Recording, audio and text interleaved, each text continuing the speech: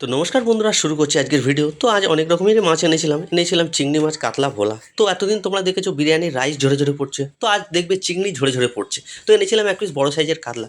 তো প্রথম বনিটা আমি করলাম আমাদের একজন দাদা, 500 গ্রাম রুই মাছ নেবেন। তো রুই মাছটা সুন্দরভাবে আঁশ ছাড়িয়ে দাদাকে দিয়ে দিলাম। তো এনেছিলাম এক পিস বড় সাইজের কাতলা, প্রায় 10.5 কিলো ওজন। মাথাটার ওজন হয়েছে 2 কিলো 200 গ্রাম। তো আমাদের একজন কাকু এসে বললেন মাথাটা নেবেন। তো তাকে মাথাটা দেওয়ার পরে কয়েকজন কাস্টমার আসলেন, তারা নেবেন সেই কাতলা মাছটি।